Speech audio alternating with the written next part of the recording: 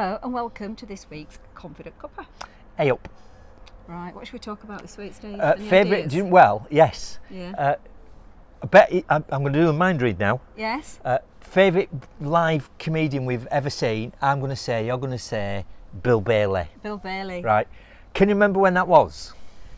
5 years ago. I think we got tickets right last minute, didn't we? Yeah. And it was good because he did say it was his birthday that night. I don't know if it was or not. I don't know if it was a thing he did. Maybe but he did really push all the boats out. I just went nuts for it, didn't he? If you're not familiar with Bill Bailey, if you're not from the UK, brilliant comedian, uses music a lot in his shows. And that show was so good. I'd say the same as well. I've seen a lot of great stand-ups, right?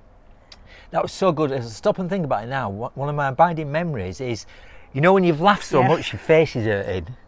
I nearly fell off. When your cheeks are like, and you're going, Bill, stop. Stop being as funny, right? Yeah. But so what I'd like to talk about is, I now as I stop thinking about that show, I can't remember any of his jokes. No.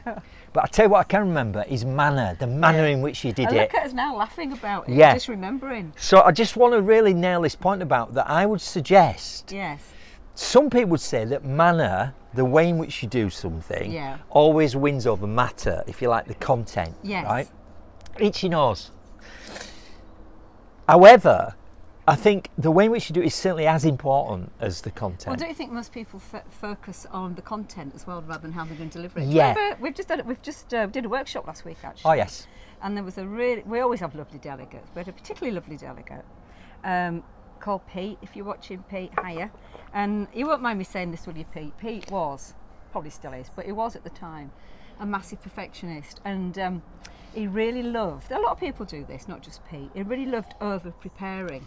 Yeah. And when we sent all the needs analysis stuff and all out in advance, he wrote 2 pages back. Which is good, that's not a bad thing. Good. Oh no, this is just, I'm trying to explain what a detailed perfectionist guy is. And he liked to over-prepare and then deliver it. So his first delivery, his first presentation was all a bit, you could tell he'd over-prepared. And it was excellent, it was really good, but you thought, he's over-prepared that. And he's put all the focus and all his success on the content of what he would prepared, the and words. Then on day 2, he got up, right?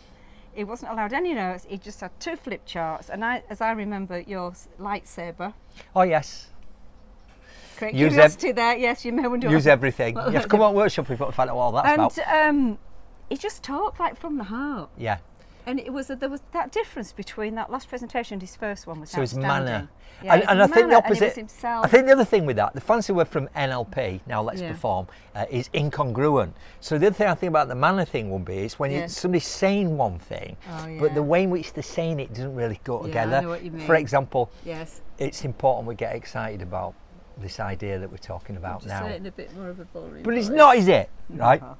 So the manner in which you do it is definitely as important, and I would say from personal experience, more important than the content. So would you say somebody, for example, Richard Branson, who is definitely not the best technical presenter, but I always feel like fired up by his enthusiasm. Because he's passionate and you can see he believes in what he's talking about. And now that's the point, we pick up on the belief and the passion and the enthusiasm. Does this person that we're listening to, do they believe it? Yeah, so when we talk about manner, it's the whole package. It's how they're saying something, so their tone of voice, but it's also all that big, massive non-verbal bit behind the message.